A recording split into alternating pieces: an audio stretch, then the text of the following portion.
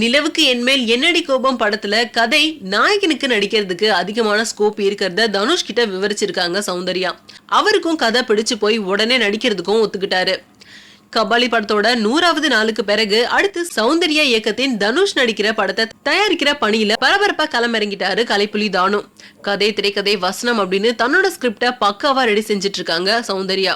தனுஷுக்கு ஜோடியா நடிப்பதுக்காக ஃபர்ஸ்ட் சக்தி கபூர் மகள் ஷமிதா கபூர் பேசப்பட்டது. இப்போ அனில் கபூர் மகள் சோனம் கபூரை ஹீரோயினா ஒப்பந்தம் செஞ்சிருக்காங்க. ஏற்கனவே ரஞ்சனா படத்துல சோனம் கபூரோட தனுஷ் நடிச்சு அறிமுகமாகி இருக்கிறதால அவரையே ஜோடியாக்கி ஒரே நேரத்துல தமிழ்லயும் ஹிந்திலையும் படத்தை ரிலீஸ் செய்யற பிளானோட இருக்காங்களாம். இசையமைப்பாளர் விஷயத்துல ஏற்கனவே தனுஷ் ஜோக்கர் இசையமைப்பாளர் ஷான் ரோல்டன் வேணும் அப்படின்றதுல பிடிவாதமா இருந்திருக்காரு. என்ன இருந்தாலும் அனிருத் நம்ம வீட்டு பையன் அப்படின்னு ஐஸ்வர்யாவும் சௌந்தர்யாவும் அனிருத்துக்கு ஆதரவா பேசியிருக்காங்க. 2 பேரோட பேச்சு கேட்டு என்ன முடிவு செய்யறது அப்படின்ற மனக்குழப்பத்துல தனுஷ் தவிச்சிட்டு இருந்திருக்காரு. நேத்து வரைக்கும் அனிருத் அனுப்பிட்டு இருந்த சமாதான புறாவை எல்லாம் ஃப்ரை செஞ்சு சாப்பிட்டு வந்த தனுஷ் மறுபடியும் அனிருத்துக்கு ஆதரவு கரம் நீட்டலாமா அப்படின்னு யோசிச்சுட்டு இருக்காரு. ஆனா அதுக்கும் ஒரு தடைக்கெல்லாம் நடைபெற்றிருக்கு ஒரு சம்பவம். சமீபத்துல சிவகார்த்திகேயனோட ரெமோ படத்தோட நன்றி விழா நடந்துச்சு.